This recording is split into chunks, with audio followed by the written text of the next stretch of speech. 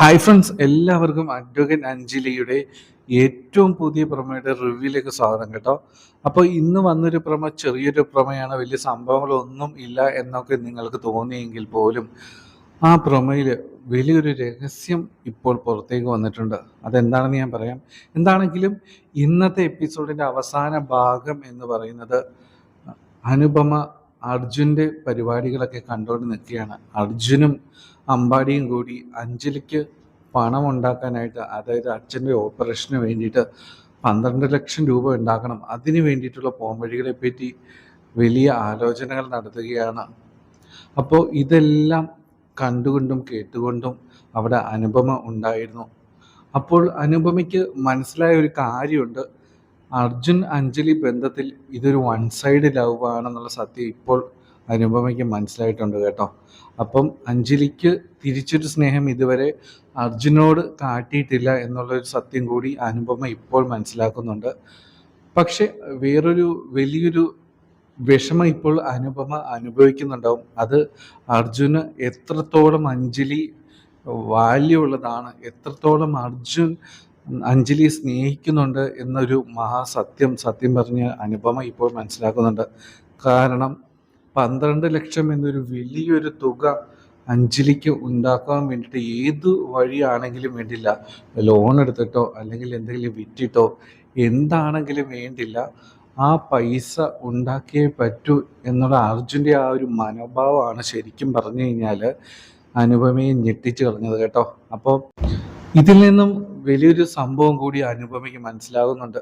അർജുൻ അഞ്ജലി ബന്ധം പൊളിച്ച് കയ്യിൽ കൊടുത്തേക്കാം, അതാണ് ഏറ്റവും വലിയ തൻ്റെ ലക്ഷ്യമെന്നും അത് നിന്നേക്കാൾ കൂടുതൽ എനിക്കാണ് ഏറ്റവും ആവശ്യമെന്നും അനുപമ കാവ്യയോട് പറഞ്ഞിരുന്നു.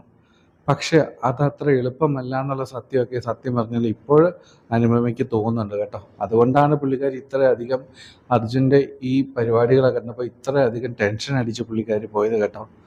എന്താണെങ്കിലും ഇന്നത്തെ എപ്പിസോഡ് അങ്ങനെ ചില സംഭവങ്ങളോട് കൂടിയിട്ടാണ് തീർന്നിട്ടുള്ളത്.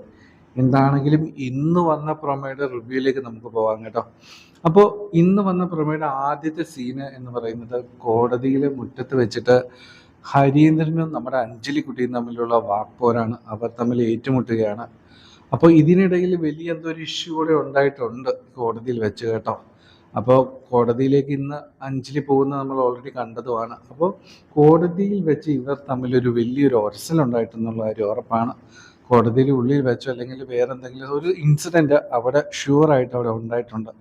അത് നമുക്ക് പ്രൊമോയിൽ നിന്ന് മനസ്സിലാക്കാൻ പറ്റുന്നുണ്ട്. കാരണം അഞ്ജലി പറയുന്നുണ്ട്, അതിനും തൊട്ടുമ്പായിട്ട് ഹരീന്ദ്രൻ ചോദിക്കുന്നുണ്ട്, ഈ പത്മയെ നീ എവിടെ കൊണ്ടാണ് ഒളിപ്പിച്ചത് എന്ന് അഞ്ജലിയോട് ഹരീന്ദ്രൻ ചോദിക്കുന്നുണ്ട്. അപ്പോൾ അഞ്ജലി പറയുന്നുണ്ട്, ഓഹോ, അപ്പോൾ ഇതാണല്ലേ കാര്യം.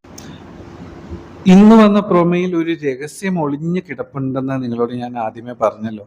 അത് എനിക്ക് തോന്നിയ സംഭവം എന്താണെന്ന് വെച്ച് കഴിഞ്ഞാൽ, ഹരീന്ദ്രനുമായ വാക്ക് തർക്കത്തിനിടയിൽ നമ്മുടെ അഞ്ജലിക്കുട്ടി ഒരു കാര്യം പറയുന്നുണ്ട്. അതായത് അടുത്ത തവണ സിറ്റിങ്ങിൽ കോടതിയിൽ എത്തുമ്പോൾ പത്മ ഒരു ഉറുമ്പ് പോലും അറിയാതെ ഈ കോടതിയിൽ എത്തിയിരിക്കുമെന്ന് ഹരീന്ദ്രനെ വെല്ലുവിളിക്കുന്നുണ്ട് കേട്ടോ അഞ്ജലി. അപ്പോൾ അതിൽ നിന്ന് വലിയൊരു കാര്യം നമുക്ക് മനസ്സിലാവുന്നുണ്ട്. നമുക്കറിയാം, കുറച്ച് ദിവസങ്ങളായിട്ടുള്ള ഏറ്റവും വലിയ പ്രശ്നം എന്ന് പറയുന്നത് ഈ പത്മ മിസ്സിങ് ആണ് എന്നുള്ളതാണ്. അപ്പോൾ ഈ പത്മ മിസ്സിങ് ആകാൻ കാരണം അഞ്ജലി ആണെന്നാണ് രാഘവനുണ്ണിയും ഹരീന്ദ്രനൊക്കെ വിശ്വസിക്കുന്നത് കേട്ടോ. അതുമായി ബന്ധപ്പെട്ട ഉരസലുകളാണ് ശരിക്കും കോടതി മുറ്റത്ത് നടക്കുന്നത്.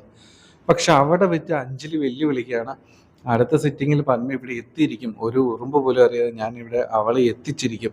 അപ്പം അതിൽ നിന്ന് ഒരു കാര്യം എനിക്ക് തോന്നിയത്, പത്മ എവിടെയോ സുരക്ഷിതയായി ഇപ്പോഴും ഉണ്ട്. ഉറപ്പായിട്ടും അഞ്ജലിക്ക് അത് അറിയാം. ആദ്യമൊന്നും ഉറപ്പായിട്ടും ഒരിക്കലും പത്മയെ മാറ്റിയത് അഞ്ജലി ആകാനായിട്ട് ഒരു വഴിയില്ല കേട്ടോ.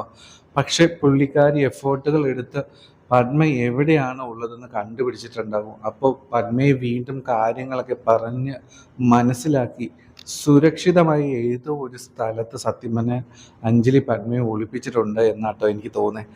അതുകൊണ്ടായിരിക്കും നമ്മുടെ അഞ്ജലിക്കുട്ടി ഇത്ര ഉറച്ചൊരു വാക്കുകൾ ഹരീന്ദ്രന് നേരെ പറഞ്ഞത് കേട്ടോ. എന്താണെങ്കിലും പത്മ എവിടെയോ ഉണ്ടെന്നുള്ള കാര്യം ഉറപ്പാണ്. അഞ്ജലി തന്നെ ആയിരിക്കും ഇപ്പോൾ അതിന് പിന്നിലുള്ളത് എന്നുമാണ് കേട്ടോ എനിക്ക് തോന്നുന്നത്. എന്താണെങ്കിലും ആദ്യത്തെ പ്രൊമോയിലെ സീൻ ഇങ്ങനെയായിരുന്നു. പിന്നെ വന്നിരുന്ന സീനാണ് ഗോവിന്ദനും കാർത്തിക്കും തമ്മിൽ ഏറ്റുമുട്ടേണ്ടി വരുന്ന ഒരു സീനാണ് പിന്നെ നമ്മൾ പുറമേൽ കണ്ടത് കേട്ടോ. അപ്പോൾ ഈ കാർത്തിക്കും ഗോവിന്ദന്റെ മകളുമായിട്ടുള്ള ബന്ധം അത്ര നല്ല രീതിയിൽ ആണെന്ന് എനിക്ക് തോന്നുന്നില്ല. കാരണം കാർത്തിക്കിന്റെ സ്വഭാവം എന്ന് പറയുന്നത് ഒരിക്കലും സ്നേഹം അങ്ങനത്തെ കാര്യങ്ങളൊന്നുമല്ല. പുള്ളിക്ക് വേറെ മറ്റു പല ഉദ്ദേശങ്ങളും, സ്നേഹത്തെയും പെണ്ണുങ്ങളെയൊക്കെ വെറും നേരം പോക്കുകളായി മാത്രമാണ് ഈ കാർത്തിക് കാണാറുള്ളത്. അപ്പോൾ ഇന്ന് വന്ന എപ്പിസോഡിൽ കാർത്തിക് ജസ്റ്റാണ് ഈ പെണ്ണിൻ്റെ അടുത്ത് വരുമ്പോഴും ജസ്റ്റാണ് ഗോവിന്ദന്റെ കയ്യിൽ നിന്ന് രക്ഷപ്പെടുന്നത് അല്ലേ. പക്ഷെ നാളെ മറ്റൊന്നാണ് സംഭവിക്കാനായിട്ട് പോകുന്നത്. ഗോവിന്ദന്റെ കൈകളിൽ ഈ കാർത്തിക് അകപ്പെടുകയാണ്. അപ്പോൾ അവിടെ വെച്ച് ഇവർ തമ്മിൽ വലിയ പ്രശ്നങ്ങളും വാക്ക് തർക്കങ്ങളും ഉണ്ടാകുന്നുണ്ട്. അവസാനം ഗോവിന്ദന്റെ കഴുത്തിന് കയറിപ്പോലും ഈ കാർത്തിക് പിടിക്കുന്നുണ്ട്. അതായത് കാർത്തിക് മിക്കവാറും ഗോവിന്ദനോട് പറയും, എനിക്ക് നിങ്ങളുടെ മോളെ സ്നേഹമാണ്, എനിക്ക് അവളെ കല്യാണം കഴിക്കണം, ഇങ്ങനെയൊക്കെ പറയും കേട്ടോ. അപ്പോഴായിരിക്കും ഈ ഗോവിന്ദൻ പറയും, നിന്റെ സ്നേഹം എന്ന് പറയാൻ പറ്റത്തില്ല, അതിന് വേറൊരു പേരാണ് പറയുക, അത് ഞങ്ങൾ പത്മ കേസിൽ കണ്ടതാണ്, ഇങ്ങനെയൊക്കെ പറഞ്ഞ് ഗോവിന്ദൻ പറയുമ്പോഴത്തേനും കാർത്തികിന് ഇത് സഹിക്കത്തില്ല. കാർത്തിക് കയറിയിട്ട് ഗോവിന്ദന്റെ കഴുത്തിന് കയറി പിടിക്കുകയാണ് കേട്ടോ. അപ്പൊ ഇത് കണ്ടുകൊണ്ട് മോളും അവിടെ നിൽക്കുന്നുണ്ട്, പ്രൊമോയിൽ നമുക്ക് കാണാം. പക്ഷെ മോളുടെ ഭാഗത്ത് വലിയൊരു തെറ്റാണ്, ഗോവിന്ദന്റെ മോളുടെ ഭാഗത്ത് വലിയൊരു തെറ്റാണ് സംഭവിച്ചിരിക്കുന്നത്.